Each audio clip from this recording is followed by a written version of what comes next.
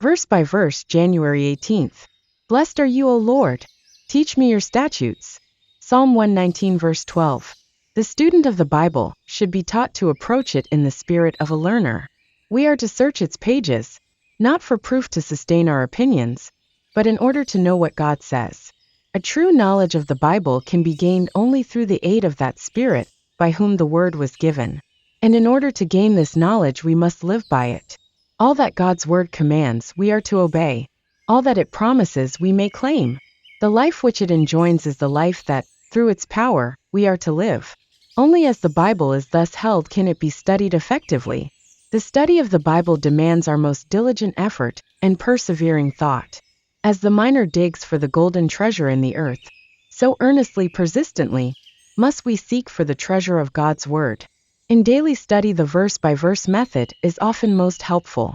Let the students take one verse and concentrate the mind on ascertaining the thought that God has put into that verse for them, and then dwell upon the thought until it becomes their own. One passage thus studied until its significance is clear is of more value than the perusal of many chapters with no definite purpose in view and no positive instruction gained.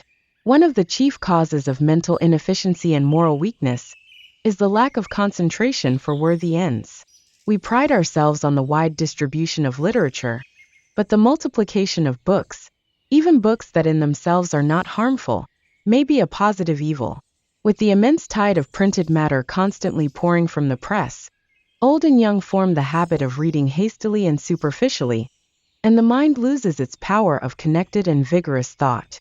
Furthermore, a large share of the periodicals and books that, like the frogs of Egypt, are overspreading the land, are not merely commonplace, idle, and enervating, but unclean and degrading.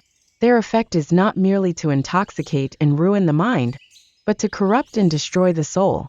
The mind, the heart, that is indolent, aimless, falls an easy prey to evil. It is on diseased, lifeless organisms that fungus roots. It is the idle mind that is Satan's workshop. Let the mind be directed to high and holy ideals. Let the life have a noble aim, an absorbing purpose, and evil finds little foothold.